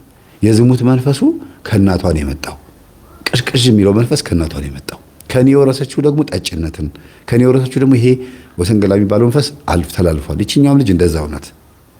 ድንገት ጎረቤት የሆነ ድግስ ተደግሶ ቢራ ስትጠጣ ጓደኞቿ አይተዋት ደግፈው አምጥተው ነው ቤት ያስተኛዋት። ጎረቤት ግራጁዌሽን ነበረ። ቢራ ጠጥታ አስቡት ገና በ18 ዓመት ምናምን። እና ምን ሆና ነው ብሎ ሲጠይቁ አይ ማዘር ትንሽ ቀምሳ ነው በቃ ተይ እያልናት እኮ ቢራ ጠጥታ ምናምን አሏት። እቺው ገርሟቸው ጠዋት ሲነጋ ነይ እስቲ አንድ ጊዜ በጆሮሽ ልንገርሽ አለ። እማዬ ማንም ሳይኖር በጆሮ ለምን የምትነግሪኝ አለች ልጅቷ። ቆይ ነይማ ነይ አሉት። ያዟትና እንግዲህ መራመድ ስለማይችሉ እስክትመጣ ነው የሚጠብቁት። እንቃ ገዟት ገብተው እዚህ ስር መዝለቅ ጋረጓት በቃ ቆንጥጠዋት አሳምመዋት። መጨረሻ ላይ ግን ነከሰቻቸውና አስጠላቸው። አንቺ ትነክሽኛለሽ አዎ ተነስ ሲለቋት ጊዜ ጥላ ሄደች። ሁለተኛ አልጠጋሽም አንቺ ጋር ብላ አያቷን ነከሰቻቸውና በጣም ነው የቆነጠጧት። አለቀሉ ድብና ጎይዘዋት ማለት ባሮጌት እጃቸው አስቡት። እንዴት መጠጥ ተጫለሽ ብሎ ከዛ ባሰባት ልጅቷ ጭራሽ እንደዚህ ስትባል ባሰባት። እንዴ በፍጹም በቃ መከልከላትሽም ቅሽቅሽ ነው የምትለው። እንዲያውም ጭራሽ ቤት ውስጥ ጎረምሳ ይዛባቸው መጣች። ያልነገርኳችሁ እንደው ቀደም ጭራሽ የፈለገ ነገር ቢሆን ሴት ጓደኛ ይዘሽ መተሽ ማታቂ ልጅ እንዴት ወንድ ጓደኛ ይዘሽ ትመጪ? እኔ እኮ የክላስ ጓደኛዬ ነው፣ በቃ የትምህርት ቤት ጓደኛዬ እኮ ነው። በእናትሽ በሌላ ነገር አትመልከችው። በቃ ይኸው ልናጠና ነው፣ ወይም ደግሞ በቃ እዚህ ድረስ ሸኝቶኛል፣ እኔ ደግሞ ቻው በቃ ብዬ ሸኘዋለሁ። ጨራሽ አሉ ገረማቸው። እና ማዘርዬ ካልፈለጉኝ እኮ በቃ እኔ እኮ አልመጣም እኮ። አዎ ልጅ አልፈልግም፣ ውጭም ባታገኛት ደስ ይለኛል፣ ካልሆነ ግን እዚህ አትምጣብኝ አሉት። ማዘርዬ ምን አጥፍቼ ነው? እኔ እኮ የልጆት ጓደኛ እኮ ነኝ። አይሆንም አልኩህ እኮ እንኳን ተማሪ ሰራተኛ የሆነ እንኳን ወንድ እንዲቀርባት አልፈልግም። አይሆንም አልኩ። ተሰማኛለህ አሉት። ለምን እሳቸው ያሳለፉትን ያውቃሉ። እና ከልጃቸው ይልቅ ከልጅ ልጃቸው ጋር ያሳለፉት ጊዜ ፈተና ሆኖባቸዋል። ጭቅጭቅና ጩኸቱ ማለት ብሶባቸው እንዲህ አድርገው ማሳልፈዋል እላችሁ ፈልጌ ነውና ይሄንንም ነገሩት ለልጃቸው በስልክ አድርገው። ከዛ ብንን ብላ ተነሳችና ይሄ ያለ አይደል ግልጥ አድርጋ ተነሳችና እንዳኮረፈ ሰው ቁጭ አለች። ወይ ተነሳሽ አሏታ። ከዛ በል ልጅ ሚጣ ተነሳለች። አናግራት አሉ። እማይ ቀጥይልኝ ንግግርሽን አለ። አይ አሁን አላወራም ማውራት አልችልም እማይ እየሰማሁኝ ስለነበረ ዝም ብለሽ ቀጥይለት። እየሰማሁ ሁሉ ነገር እየሰማሁ ነበር። ቤት ውስጥ የተፈጠረውን የምታረጊውን እናቴ እንዴት እንደሞተች ሁሉ ነገር አውቄያለሁ። በቃ ሰምቻለሁ። ንግግሩን ቀጥይ መስማት እፈልጋለሁ አለች። ከዛ ተናደሻል አይደል? ከተናደሽ ደግሞ እንዴት ብዬ ልቀጥለው? ፊትሽ እኮ ልክ አይደለም፣ ተቆጣሽብኝ እኮ። ከዛ በዚህ ልጃቸው ቀጥይ ይላል፣ እሷም እዚህ ጋር ቀጥይ ትላለች። እሳቸው መቀጠል አልፈለጉም። መቀጠል ያልፈለጉት ደግሞ ደንግጠው ነው መሀል ላይ። ከዛ ተነስታ ጭማን ብላ ተነስታ ወደ መኝታ ክፍሏ ገባችና ላፕቶፑን ከፋፍታ ማየት ጀመረች። ከዛ ገብታለች። በቃ ተዋት፣ እኔ ቀጥልልሃለሁ። እየሰማችኝ ነበር ሲል እየሰማች ነበር። ጥሩ ነው፣ እንኳንም ሰማች። አርፋ ትቀመጣለች። እንዲያውም በቃ ለኔ ትቀጥይልኛለሽ፣ አቅርቢልኛል። ተናደደና ከዛ ሚጣ አሏት። አቤት። ነይ ወንድምሽ አባትሽ ነው የሚሏት። አባትሽ ሊያናግርሽ ይፈልጋል። እሺ አለች እና መጣችና ሄሎ ወንድም አለ ሰላም ነው አለችው። እግዚአብሔር ይመስገን እንዴት ነሽ አለው። እየሰማሽ ነበር የምታወራው ነው? እንዴት አየሽው ታዲያ? እንዴት ተረዳሽው? በቃ አይ ምንም ሰማሁኝ፣ በቃ ግን ያስፈራል አለች። ያስፈራል። እናትሽ እንዴት እንደሞተች አሁን አወቅሽ አላት። አዎ ልክ እንደ እናትሽ እኮ ነው የሆንሽባት። አሁን ራሱን ከ20 ዓመት በኋላ ደገምሽው። ስለዚህ አንቺ ላይ የዝሙት መንፈስ አለ፣ የዛር መንፈስ አለ። እናታችን ትካድም ነበረ። ስለዚህ መጸለይ አለብሽ፣ ጸበል መሄድ አለብሽ አላት። እሺ በቃ ችግር የለውም እሺ፣ ግን የልብስ መግዣ ምናምን ቀሚስ ምናምን መገዛዛበት ምናምን የለኝም አለችው። ቅፈላ ጀመርሽ? አሁን ገና ለገና እንግዲህ ቤተክርስቲያን ሂጂ ስላልኩሽ አሁን በቀሚስ ሀሳብሽ ብር ላክልቴ ነው። ታዲያ በምን እገዛለሁ ምናምን አለች። ብር እንዳለሽ እናቴ ስም ነግራኛለች። እምልክልሽን ብር እንደምትቀረቅሪ አውቄያለሁ። ጎበዝ፣ መደበቅሽ መቀርቀርሽ አሪፍ ነው። ስንት አጠራቀምሽ አላት። 20 ሺህ ብር አጠራቀም ያለው አለችው። በቃ ከዛ ላይ አንስተሽ ቀሚስና ነጠላ ግዢና ስመጣ ቅርብ ጊዜ እመጣለሁ፣ ስመጣ ብዙ ነገር ይዤልሽ እመጣለሁ፣ ብርም እሰጥሻለሁ አላት። እሺ አመሰግናለሁ። ፊቷ ብርት አለ በቃ። ከዛ ስልኩን ሰጠቻቸውና ቁጭ አለች አጠገባ። ደስ አለሽ አሏት። አዎ። እንዴት ነው ደስ የማይለኝ? ወንድሜ ሊመጣ አባቴ ሊመጣ እኮ ነው አለች። ከዛ እንደተባለውም ስልኩን ዘጉት። በቃ ቻው ቻው ተባብለው ስልኩን ዘጉት። እማዬ ለኔ ቀጥይልኝ ስታወሪ የነበረው ነው። አይ አሁን ማታ ስለሆነ እንዳትፈሪብኝ፣ ስትባትቺ እንዳታድሪ። አሁን በማታ ይሄ ነገር አይነገርም፣ ጠዋት እነግርሻለሁ አሏት። ጠዋትማ ክላስ ነኝ አለች። አይ ከክላስ ስትመለሽ እነግርሻለሁ አሏት። እሺ ብላ ሄደች ተኛች። እሱ ወንድሟና ወይም ደግሞ አባቴ የምትለው አጎቷና ማዘር ሲያወሩ የሰማችውን መምህር ተስፋዬ መምህር ግርማ የሚለውን ሰርች አጋ ገብታ ገጠመኝ ስታዳምጥ አደረች እስከ ሌሊቱ 9 ሰዓት ድረስ ስትሰማ። እሳቸው ደግሞ የመሰላቸው ምንድነው እንትን ይሄ የራሷ ጉዳይ ስታዳምጥ ምናምን ድምጽ ነው የሚሰማቸው እንጂ ምንም ነገር ሌላ ነገር አያስተውሉም። እና አንቺ አተኝም ሲለው ጊዜ እሜ ትምህርት እኮ እየሰማሁ ነው፣ ያንን ትምህርት ያቋረጥኩትን ትምህርት እየሰማሁ ነው። ጎሽ ጥሩ ነው በርቺ ይሻሉ። ተመልሰው እዛው ሶፋ ላይ ነው የሚተኙት። ሲነሱም ሲተኙም እዛው ነው። አልጋ አላቸው ግን ዊልቸራቸው ላይ ወርደው ነይ አውርጂኝ ብለው እንደዚህ ብለው ሄደው ወደ አልጋቸው ምናምን ብዙ ስለሚያስጠላቸው እዛው ነው የሚተኙት። እና ሲነጋ እንቅልፍም አልተኛችም፣ ምንም አላልችም። እማዬ ክላስ አልሄድም አለች። ጸበል ነው የምሄደው። ከትምህርት ቀርተሽ? አዎ። አይ ሳልተኛ ስላደርኩኝ ክፍል ውስጥ እንዳላንገላጅሽ ደግሞ ነገም የእንትን ቀል ካልቸር ዴ ነው ምናምን ቀን ስለሆነ አልሄድም ምናምን አለች። እሺ ተፈልግሽ። ነጠላ ለበሰች፣ የእናቷን ቀሚስ ለበሰች፣ የራሷን የአያቷን ደህና ቀሚስ ሽፈን ቀሚስ ነበራቸው። እሱ ይሄን ለብሼዋለሁ እማዬ ያንቺን ቀሚስ ለብሽ ይሁን ችግር የለውም ለበሰች። ነጠላ ለብሳ በጠዋት 12 ሰዓት ተኩል ላይ ተነስታ ጸበል ሄዳ ተጠመቀች፣ ወጣች። ከዛ ጸበል እየጠጣች ፀሐይ ወገግ እያለች መጣች። ጸበሏን ጠጥታ እንደገና መጣች። አሁንም እንደገና እቤት ስትገባ ደግሞ መምህር ተስፋ የሚለው ዩቲዩብ ላይ ገባችና መዝሙር ቤታችንም ኤፍታ መዝሙር ቤት እንደምን ብላ በጎግል እንትን ብለናል፣ ሴቭ አድርገናል ጎግል ላይ ማፕ ላይ ማለት ነው ይቅርታ። በዛ አድርጋ መታ ከሱቅ የሚያስፈልገውን ነገር ገዛች፣ ስዕል ገዛች። በዛው ቀን ጸሎት ክፍል ሰራች። በዛው ቀን ማታ ስትጸልይ ያደረች። ማታ ቀን ትንሽ ተኛችና ከዛ ማታ ጸሎት ጀምራ ከእናቷ ጋራ ስትወያይ ያደረች። እማዬ እንደዚህ ሲል ሰማሁት ማም ጎሽ ደስ ይላል ጥሩ ነው በአንድ ጊዜ ሰብሰብ አልሽልኝ አሏት። አዎ እማዬ ኧረ እንዴት እንደነበርኩኝ እኮ አውቃለሁ፣ ግን እማዬ አንድ ነገር ልነግርሽ እንዳትቀየምኝ በእናትሽ እማዬ። ሁልጊዜ እንደዚህ ነው የምትላቸው። የሆነ ቦታ መሄድ ከፈለገች ጉልበታቸው ስር ብርክክትል ትመጣና እማዬ ዛሬ ቤት አላድርም በእናትሽ ጓደኞቼ ጋር ልደር ነው አምትላለች። እናትሽ ምን እንደዚህ ነበረ የምትለኝ መታ ብርክክትልና እማዬ ዛሬ ቤት አላድርም በቃ አሁን የምታረጊውን ነበር የምታረገው። እንደው ልጄ እባክሽ እንዳትበላሽብኝ እኔ ባታድሪ ደስ ይለኛል እሜኒ ሳጠና ነው የማድረው። ደግሞ እንደሄድኩኝ እደውልሻለሁ። የሚሄድባት ጓደኛዬ አባቷ ይደውሉልሻል። በእርግጥ የእውነቷን ነው። ጓደኛዋ ቤት ነው የምታድረው፣ ሴት ጓደኛዋ ቤት። ከዛ እኛ ጋር ነች ማማ አይዞት ምናምን ብሎ አባትዮ ይደውላሉ። እሺ አባቴ እሺ ምናምን ብለው ይደዋወላሉ። እና አሁንም ብርክክ ብላ መታ አንድ ሚስጥር ልነግርሽ እንዳትቆጨኝ አለች።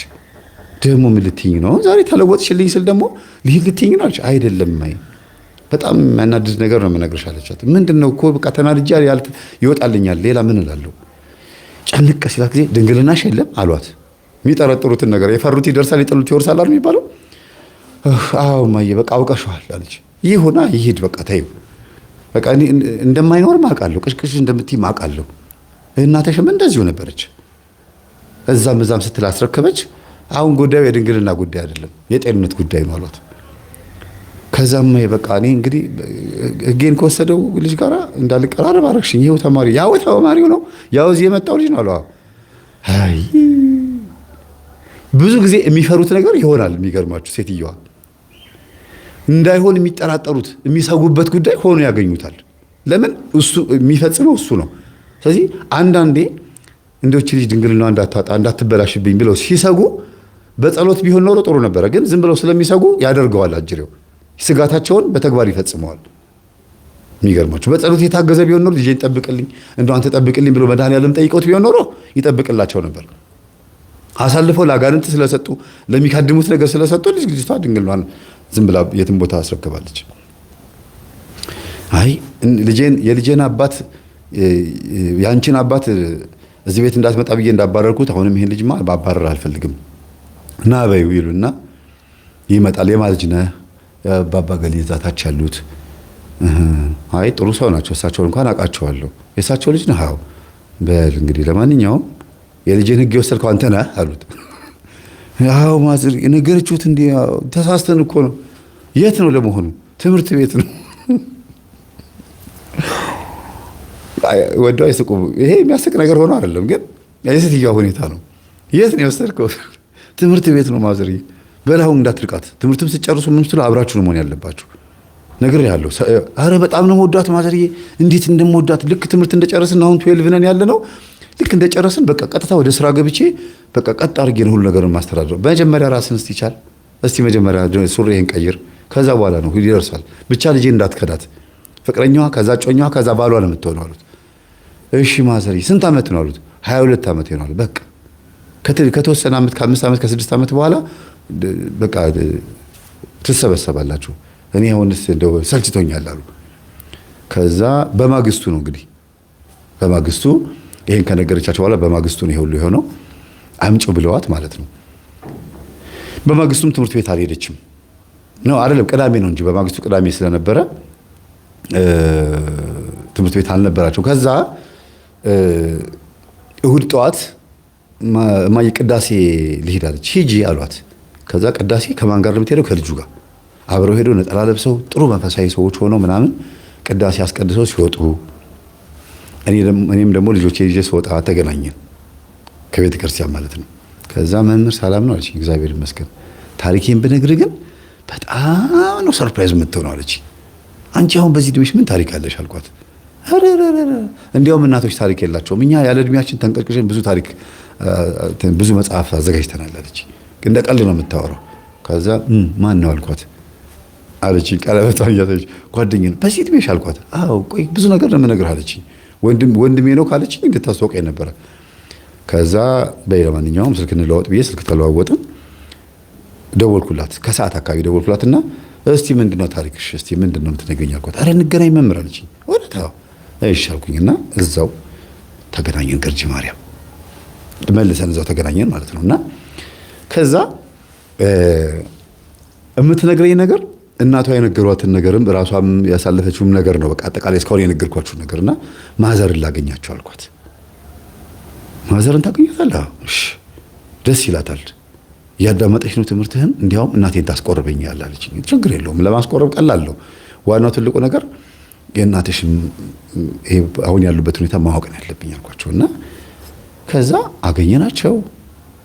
አይነሱም እንደተባለው ካልጋ ላይም አይነሱም ምንም አይሉም። ወይ መጣ እንዴ እንደዚህ ቀጭነህ እንዴ እዚህ ላይ ዩቲዩብ ላይ እኮ ሳይኩ ትልቅ ሰውዬ ትመስል ነበረ። ና ቁጭ በልበል እዚህ። እግራቸው እንደዚህ አድርገው እንደምንም ብለው አስጠግተው አጠገባቸው አስቀመጡኝ። ከዛ ደህና ነህ እንዴት ነህ ታማሃል የሚባል ወሬ ሰምቼ ምናምን አሉና ብዙ ነገር አወሩኝ። ባለፈው የታመምኩበትን ማለት ነው። አይ ደህና ነኝ ማዘርዬ፣ አሁን ተሽሎኛል፣ ሁሉ ነገር ሰላም ነው። ህመም ሳይሆን እኮ ይሄ የአጋንንት ፈተና ነው አልኳቸው። አዎ ከሄደ በኋላማ ጤነኛ እንደው ካየሁ እኮ ግን ያው ወጉ ነው ታመመ ሲባል ስለምንሰማ ለዛ ነው። እና እንዴት አገኘች? ቅዳሴ ላይ አግኝታኝ ነገረችኝ እኮ መምህር ተስፋዬን አገኘሁት ብላ ነገረችኝ። እና አሁን ደግሞ እንደምትመጣ ደግሞ አላውቅም ነበር፣ አሁን መጣ እና ምን ላግዛችሁ አልኳቸው። ኧረ እኔ እግዚአብሔር ራሱ በጥበቡ ይችል ይሰብስቦልኛል፣ አመሰግናለሁ ብቻ ነው እንጂ ምን የምታግዘናለ ማዘርዬ? እርሶስ ይቆርባሉ ስላቸው ጊዜ ሁል ጊዜ ለመቁረብ አስባለሁ፣ እስካሁን አልቆረብኩም አሉ። ምን ነው ማዘር 26 ዓመት 27 ዓመት 30 ዓመት ሙሉ ተቀምጠው መራመድ የማይችሉ ሆነው እንደው ምን አለ ቢቆርቡስ? ምን ቀረቦት? ባለቤቱስ ስላቸው ጊዜ አይ እሱ ቀድሞ በመጀመሪያ ነው የሞተው አሉ። መጀመሪያ ላይ ሞተብኝ፣ ድሮ ነው መጀመሪያ፣ በቃ ገና እንደወለድኩኝ የመጨረሻ ልጄ እንደተወለደ ሞተብኝ አሉ። እና በቃ በአጠቃላይ እኚህ እናት ፖዚቲቭ ናቸው፣ ደስ የሚሉ እናት ናቸው።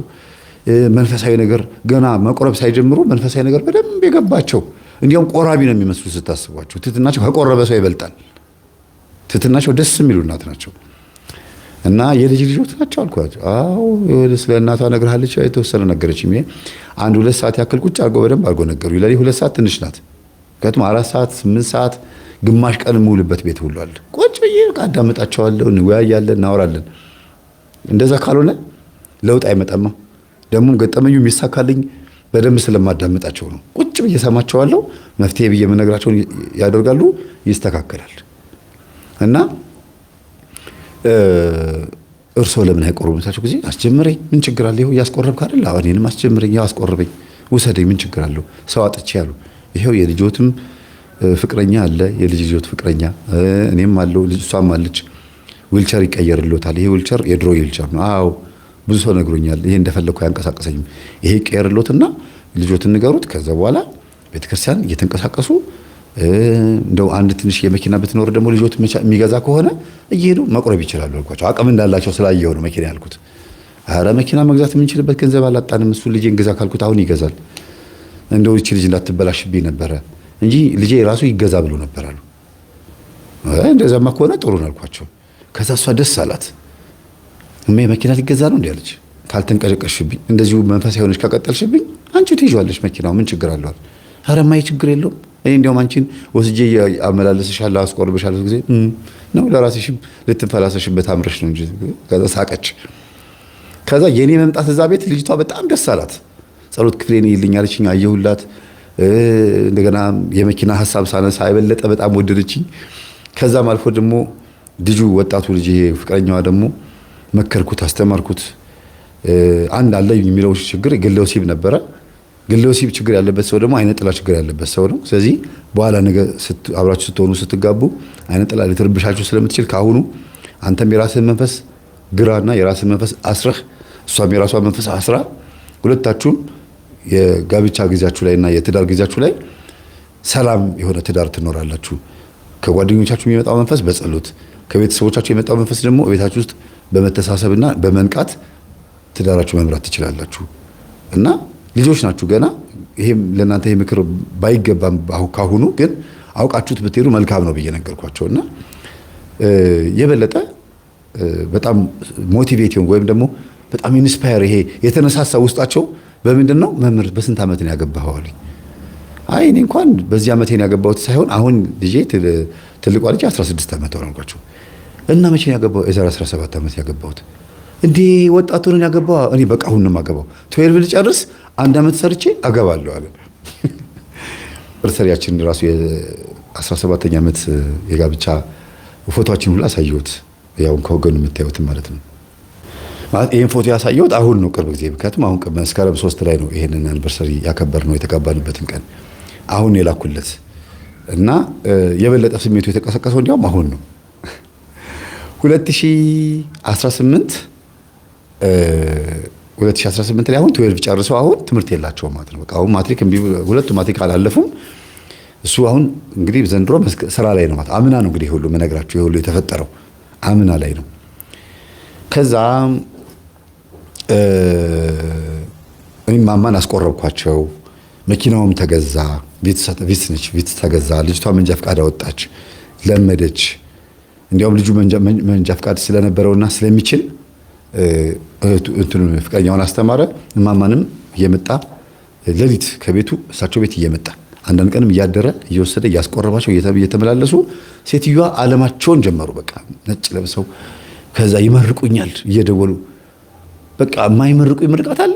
እስቲ መርቁኝ በእናታችሁ። ምርቃት በጣም ነው የምወደው። እና የሚያዩት ህልም ደግሞ ልጅ የሞተችው ልጃቸውና የሞቱት ልጆቻቸው እየመጡ ቤት ውስጥ ነጭ በነጭ ለብሰው ቁጭ ብለው ምግብ ሲበሉ የሞቱት ልጆቻቸው ምግብ ይበላሉ። ከዛ ከልጆቻቸው መካከል አንደኛዋ ሴት ልጃቸው የበላችበትን ሳህን ምግቡን በልታ ሳህኑን ይዛ ልትወጣ ስትል ከእጇ ተቀበሏት። በህልም ነው እንግዲህ አምጪ፣ ይህንማ ይዘሽ አትሄጂም፣ ይሄ እዚህ ነው የሚቀመጠው፣ አንቺ ሂጂ ያሏት። በህልም የሞተ ሰው እቤታችሁ መጥቶ እቃ ይዞ ከወጣ ጥሩ አይደለም። የሆነ ሰው ይሞታል ወይም ደግሞ አደጋ ይደርሳል ማለት ነው። እንደገና የሆነ ሰው የሞተ ሰው አባትም እናትም ወይም ወንድም ሊሆን ይችላል። የሞተ የምታውቁት ሰው እናንተ ቤት መጥቶ የሆነ ልጅ ወይም የሆነ ሰው አባት እናት ይዞ ከወጣ በህይወት ያለን ሰው ማለት ነው ይዞ ከሄደ ያ ሰው ይሞታል ማለት ነው። ጥሩ አይደለም። እና ያንን ሳህን በመቀበላቸው በጣም ነው ደስ ያላቸው። የሞተው ሰው ራሱ ብቻ ነው የወጣው። ለብሰውት የመጡትን ልብስ ራሱ አስቀምጠው ቤት ውስጥ ጥለው ከሄዱ ከባድ ህመም ያጋጥማል ማለት ነው። እና ምግቡን ግን በልተው ነው የሄዱት። ያ ምግብ ደግሞ ምንድነው በስማቸው ዝክር እንዲዘከር በስማቸው ለቤተ ክርስቲያን እንዲጸለይላቸው መፈለጋቸውን ያሳያል። እና ምንድነው ልጅ ብለው ሲጠይቁኝ ምግብ በልተው ከሄዱ እናንተ በስማቸው ለኔ ቢጤ ሳንቲም ስጡ፣ ቅዳሴ ላይም ስማቸው እንዲጠራ አድርጉ። ይሄ ነው በሞቱት ልጆች ሰምቻለሁ ስታስተምር አቡነ እስትንፋሰ ክርስቶስ ምናምን ስትል ሰምቻለሁ። ልጆቼ ማሰብ አለብኝ ማለት ነው። አዎ የገደለ ቦት እኮ ዛር ነው አልኳቸው። አዎ ልጄ በቃ ታዲያ ሳህኑ ሳሉ ሳህኑ ደግሞ እንግዲህ ወይ እርሶ ወይም አንዱን አይታወቅም ብቻ ወይ ከባድ ህመም ወይ ደግሞ ሞት ሊመጣ ነበረ። ሳህኑን ባይቀበሏት ኖሮ ሞት ይመጣ ነበረ። ግን ተተፍተዋል ማለት ነው አልኳቸው። ይገርማል። እውነትህን እኮ ነው ልጄ። ትናንትና እየበላሁኝ ይዞኝ ሊሄድ ነበር ትን ብሎ ልሞት አሉ።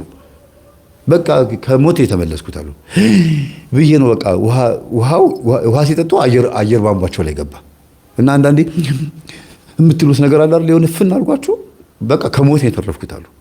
እና ያንን ነው በህልማቸው ያዩት። እና ማል ሊሆን እንደሚችል እንግዲህ ያለ ቀናቸው ሊወስዳቸው የነበረ መንፈስ ነበረ። ያንን ደግሞ እግዚአብሔር አስጣላቸው ማለት ነው። በእርግጥ ቆርበዋል፣ ምንም የሚያሰጋቸው ነገር የለም። ግን የልጅ ልጃቸውን ሰርግ ሳያዩ መሞት አይፈልጉም። እና የተፈጠረውን ነገር በሙሉ ደግሞ ወንድምየው ሰምቶ እኔ ጋር ደወለና መምህር እናቴን አስቆረብክልኝ አለኝ። አዎ እኔም እዚህ ከሆኝ ልቆርብ ነው አለኝ። ቆረብ በቃ አልኩት። እና ያው መስከረም 1 ቀን ቆረበ። እዛ ውጭ ሀገር መስከረም 1 ቀን ቆረብ አልኩት።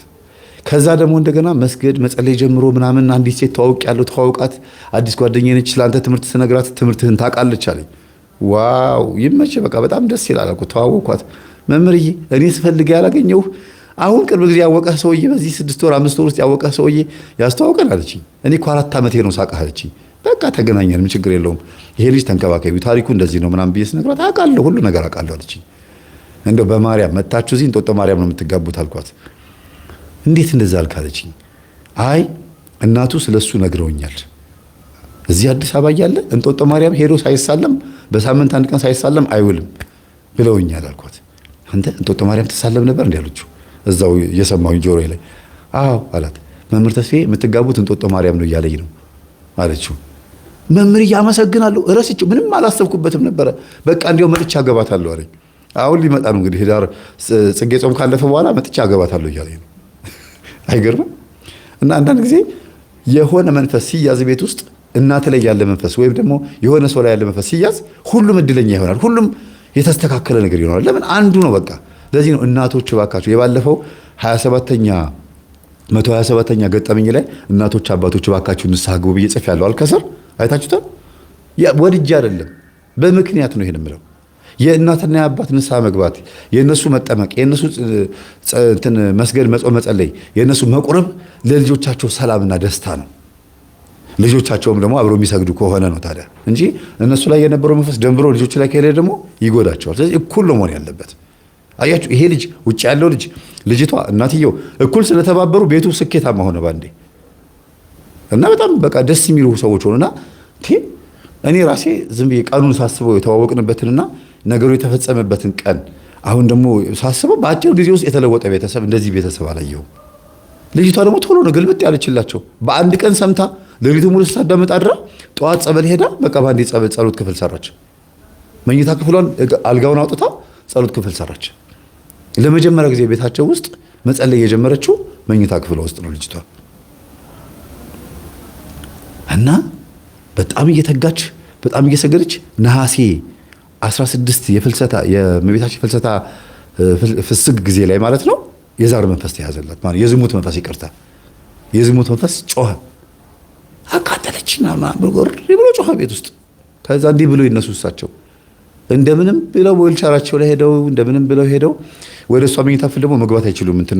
ኮሪደሩ ላይ በሩ ላይ ጣውላ ነገር አለ። ከዛ በሩን ከፍተው በስላሴ ስም ይሻሉ አተ ልጄ ልቀቅ። እሷ አልጋ ላይ ሆና ነው የምትንፈራፈረው፣ ምክንያቱም እዛው መኝታ ክፍሏ እዛው አልጋዋ ነው። ከዛ ልጄ ልቀቅ። ምን አባክ ማነህ አንተ? በቃ ተያዝኩኝ፣ ቅዱስ ሩፋኤል ያዘኝ፣ ቅዱስ ሩፋኤል ያዘኝ፣ የዝሙት መንፈስ ነኝ፣ ቅዱስ ሩፋኤል ያዘኝ ብሎ ወረደ። በቃ የቤቱ ባለውለታ ይሄን ቤት ሲጠብቅ የነበረው እሱ ነው ብሎ ጮኸ። ታዲያ የቤቴ ባለውለታ ከሆነ ልጆቼ ለምን ወሰደብኝ ብለው እሳቸው እሷ ትጮኻለች፣ እሳቸው እዚህ ያለቅሳሉ። ልጆቼ ለምን ወሰደብኝ ይላሉ እንዴ። ከዛ ወደ ልቧ ስትመለስ እያለቀሱ ነው። ማይ ምን ሆነሻል? አይ ቅዱስ ሩፋኤል አንቺ ጋር ያለውን ሲያንደፋደፋ አይቼ ደስ ብሎኝ ነው። እንደገናም ደግሞ የቤቱ ባለውለታ ነው ሲል የቤቱ ባለውለታ ከሆነማ ልጆቼ ለምን ሞቶብኝ ብዬ ነው። እማይ እንዴ ልጆቼ ሞቱት ምንም እንኳን በመንፈስ ቢሆንም ልጆችሽን ግን ገነት አስገብቷቸው ሊሆን ይችላል አይታወቅም፣ ጸልይ ብላ ልጅቷ ወደ ራሷ ተመልሳ እናትየዋን አባብላ እንደገና መልሳ በዊልቸር እየገፋች ወደ ነበሩበት አስቀምጣቸው እናቷ ገዛው ከአያቷ ጋር ጠቅልል ብላ አንድ ሶፋ ላይ ተኝተው አደሩ። በቃ ለመጀመሪያ ጊዜ አብረው አደሩ እናትና አያት አያትና የልጅ ልጅ ለመጀመሪያ ጊዜ። እና ከእንቅልፏ ስትነሳ እናቴ ማን እንደሆነች ባላስታውሳትም ግን እኔን ከምትመስል ሴት ጋር ሳወራ ነበር አለች። እናትሽን ያየሽው ምን አለች? እኔ እንጃ ማወራውን አላስታውስም፣ ብቻ ሳወራት ነው ያደርኩት። ታወራኛለች፣ ተናዳ ተበሳጭታ ነው የምታወራኝ። እናወራለን፣ ጎሬው ግን ምንም ትዝ አይለኝም አለች። በይ ጸልይላት፣ ለእኔ ለምንድን ነው የማትጸልይልኝ እያለችሽ ነው። ጸልይላት በቃ አንድ እናትሽን ነፃ የምታወጪው የሞተችውን በምን እንደሆነ የሚታወቀው ስትጸልይላት ነው ብለው ነገሯት። ከዛ 7 ቀን ሱባኤ ገባች። መቼ? አሁን ጾም ቀጥማ ነው መስከረም ከመጣ በኋላ ከመስከረም በኋላ 7 ቀን ቤቷ ውስጥ ሳትወጣ ሱባኤ ገባች። ፍቅረኛዋ መጥቶ እስኪያጣት ድረስ አይ ሱባኤ ገብታ ነው ተው ዝም በላት፣ የእናቷን ነገር ሱባኤ ገብታ ነው ሲባል ከዛ 6ኛው ቀን ላይ ህልም አየች። ጻፈችው። ህልሙን ቴክስት አደረገችልኝ። ሱባኤ ላይ ሆነሽ ስልክ አትያዢ መምህር፣ ሱባኤ ላይ ነኝ 6ኛ ቀን ነው ስትለኝ ጊዜ ስልክ እንዳትይዢ፣ ስልኩን አስቀምጪ። ሱባኤ ላይ ሆነ ስልክ አይያዝም፣ ጸሎት መጽሐፍና ስግደት ከዛ መተኛት ማንበብ መተኛት እንጂ ስልክ እንዳትይዢ አልኳት። እሺ ብላ ሱባኤዋን ስትጨርስ ህልሙን ስትጨርስ ፈታሁላት። ያየችው ህልም ምንድነው? እናቷ በመርፌ ልብስ እየሰፋች የተቀደደ ልብሷን እየሰፋችላት የማንን የልጅ የሱባኤ የምትገባው ልጅ እየሰፋችላት። ከዛ ግን እንዲህ አርጋ መርፌውን ስትመዘው በዛ በኩል ክሩ ይወጣል። መርፌው ክር የለውም እና ከዚህ ትሰፋለች፣ ከዚህ ተረተርባታል። መጨረሻ ላይ እጇን ስትወጋው ብላ ደሟን ብላ እንደዚህ ደሟን ስትመጥ ነው የነቃችው ልጅቷ እናቷ እንደዛ ስትሆን። እና እንደዚህ ነው ያየኋት እናቴን። እኔ ደግሞ ጭጭ ሆኜ ህፃን ሆኜ ነው ያየሁት። ጊዜ አይ በቃ ኑሮ አልሆንልሽ ብሏት ወይ ራሷን አጥፍታ ሊሆን ይችላል፣ ወይ ደግሞ የተጎዳችው ተናዳ ተበሳጭታ ሊሆን ይችላል።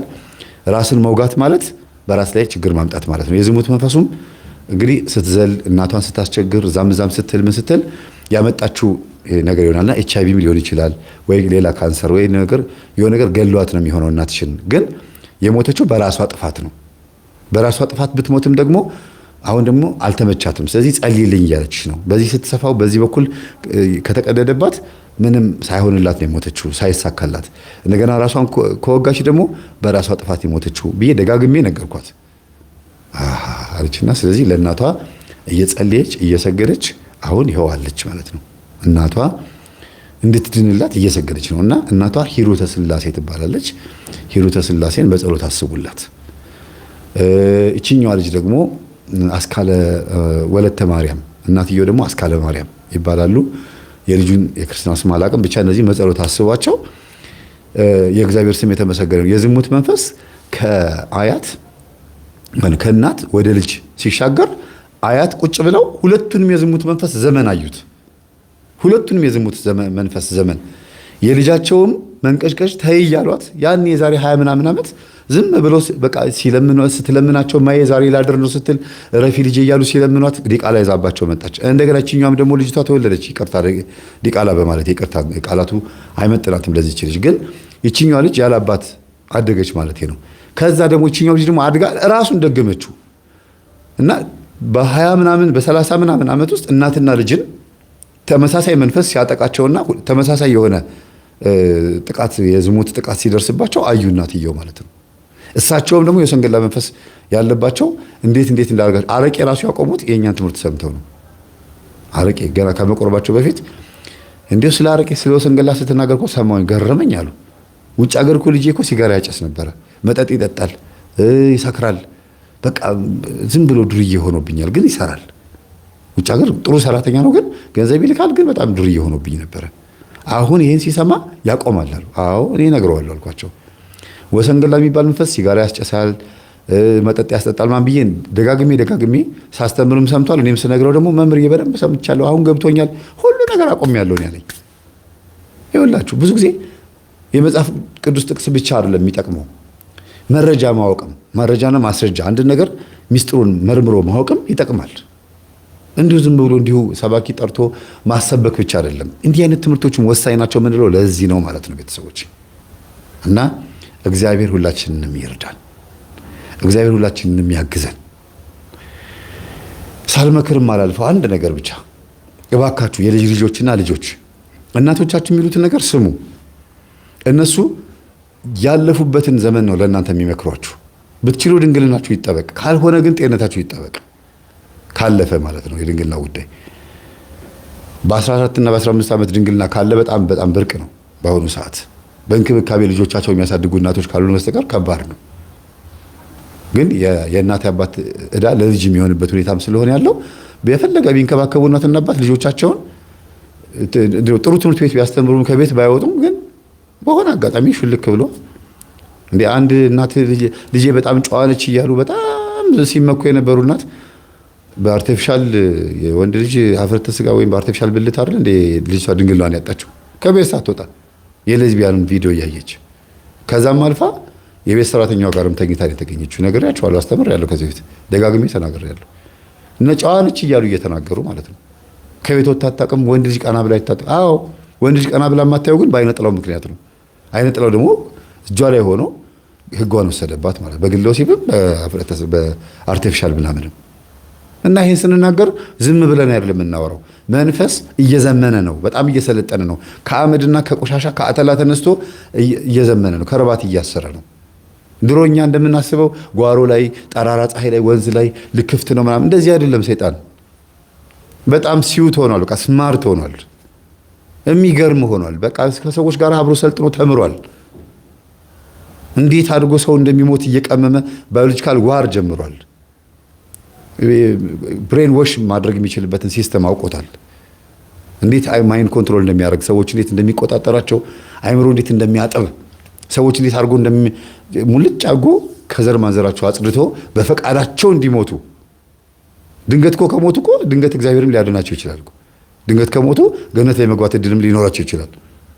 ግን በፈቃዳቸው ከሞቱ ማለቴ በሱስ እግዚአብሔርን በመሳደብ ሃይማኖት በመካድ ወይም ደግሞ በነፃ ፈቃዳቸው ተጠቅመው እግዚአብሔርን ከርተው ሲሞቱ ሰይጣን ደስታውን አይችለውም። ያንን ነው የሚፈልገው እንጂ ሰውን ሁሉ መጨረስ አቅቶት አይደለም። በእርግጥ የሚጠብቅ እግዚአብሔር አለ። ግን ሰው ሁሉ አሁን እንደምታዩት አጋንንት እንደሰፈረበት ዓለም እንደምታዩት ብዙ እልቂት ሊኖር ይገባል። አሁን አታዩም? እንኳን መስከረም 21 የእመቤታችን ቀን ሸንኮራ ምንጃር ሸንኮራ የሚባል ማርያም ቤተክርስቲያን ለንግስ ሄደው 30 ምናምን ሰው 35 ነው 30 ምናምን ሰው ለግንባታ ተብሎ የተገነባ እንጨት ወድቆባቸው ሞቱ ተባለ። ለንግስ ነው የሄዱት። በእርግጥ ማርያምን ብለው ነው የሄዱት። እሺ ከዛ ውስጥ ንስሐ የገባ ስንት ሰው ነው? ቅዱስ ቁርባን የተቀበለ ስንት ሰው ነው?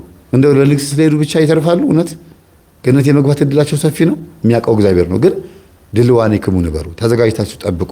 ሁልጊዜ ንስሐ ገብተው ተዘጋጅተው መጠበቅን የመሰለ ነገር የለም። እና ማንም ሰው ቢሆን ያሳለፈውን ጊዜ አይቶ መጸጸት እንጂ ያለበት መኩራት የለበትም። የሚያኮራ ነገር የለንም።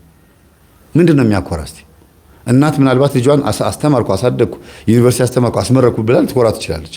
ራሷን ግን ወደኋላ መለስ ብላ ስታየው ልጇን እንዴት እንዳሳደገች ስታስበው ስንት ዋጋ ከፍላ ከከፈለችበት ዋጋ ውስጥ እንከን አይጠፋም? ለልጇ ብላ የሆነ ቦታ አልሄደችም? ብዙ ዋጋ አልተከፈለም? ብዙ ነገር እኮ እንደው በአዳም ልኮ ቦታ ባይሄድ እንኳን በሙስናና በጉቦ ወይም ደግሞ በመስረቅና በማታለል ልጆቻቸውን ያሳደጉ አይጠፉም። እንደምንም ብዬ ልጄን አሳደግኩ ማለት እኮ ይሄ ነው። እንደምንም ማለት በዚህም በዛም ብዬ በባሌም በቦሌም የትም ፍጩ ዱቄቱን አምጪው አድርጌ ልጄን አስመርቄዋለሁ ነው። ይሄ ምርቃቱ ቀን ጥቁር ገዋን ይለብሳል። ከዛ በኋላ ጥቁር ህይወት ይሆንበታል። ለምን? እንደምንም ስለሆነ ያደገው። ግን ሃይማኖቱን እንዲያውቅ ዩኒቨርሲቲም ሆኖ መንፈሳዊ እንዲሆን ሃይስኩልም ሆኖ ቤተክርስቲያን እንዲያስቀድስ እንዲቆርብ እያደረጉ ካሳደጉት ግን እንደምንም አይደለም። እንደምንም አላደገም። እንደ እግዚአብሔር ፍቃድ ነው ያደገው። እና እንዴት አድርገን ልጆቻችን እንዳሳደገን እንዴት አድርገን ቤተሰቦቻችን እንዳሳደጉን ስናውቅና ወደኋላ መለስ ብለን ስናይ የሚያኮራ ነገር የለንም። ስለዚህ መጸጸት ነው ያለብን። መንግስተ ሰማያት ቀርባለችና ንስሐ እንግባ። ሰላም ነው። መንግስተ ሰማያት ቀርባለችና ንስሐ እንግባ። በወንጌል አላፍርም ኧረ አላፍርም እኔስ በወንጌል አላፍርም ኧረ አላፍርም እኔስ ቅዱስ ነው ቃልህም ልቤን የሚመልስ የመንገድ ብርሃን ውስጤን የምትፈውስ በወንጌል አላፍርም ኧረ አላፍርም እኔስ በወንጌል አላፍርም ኧረ አላፍርም እኔስ ቅዱስ ነው ቃልህም ልቤን የሚመልስ የመንገድ ብርሃን ውስጤን የምትፈውስ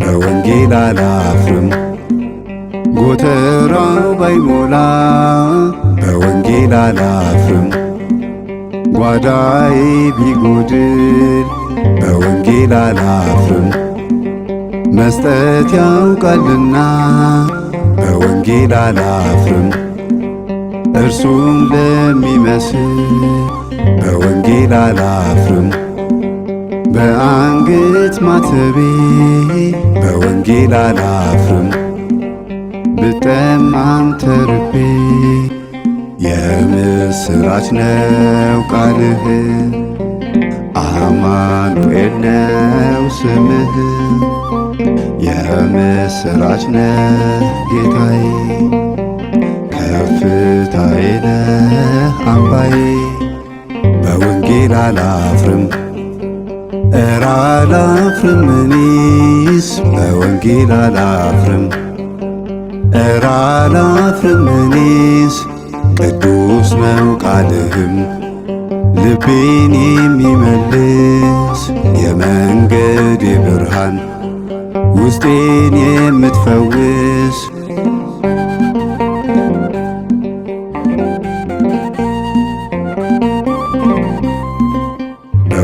በወንጌል አላፍርም እንደ አባቶቼ በወንጌል አላፍርም እንደ ቅዱሳኑ በወንጌል አላፍርም የእምነትን ሰይፍ ይዤ በወንጌል አላፍርም እግሮቼ እንዲጸኑ በወንጌል አላፍርም እግዚአብሔር አዳኝ ነው በወንጌል አላፍርም ለሁሉም ፍሬ ያለው የምስራች ነው ቃልህ አማኑኤል ነው ስምህ የምስራች ነህ ጌታዬ ከፍታዬ ነህ አምባዬ በወንጌል አላፍርም ኧረ አላፍርም እኔስ በወንጌል አላፍርም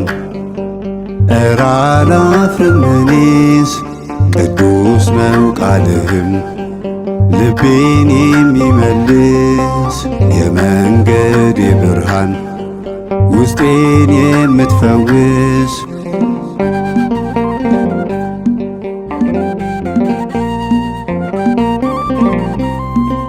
በወንጌል አላፍርም መከራው ቢጸና በወንጌል አላፍርም አሕዛብ ቢንቁኝ በወንጌል አላፍርም አድጌአለሁና በወንጌል አላፍርም እታገሳለሁኝ በወንጌል አላፍርም ቃሉን አከብራለሁ በወንጌል አላፍርም ደስታን አገኛለሁ የምስራች ነው ቃልህ አማኑኤል ነው ስምህ የምስራች ነህ ጌታዬ ከፍታዬ ነህ አምባዬ በወንጌል አላፍርም ኧረ አላፍርም እኔስ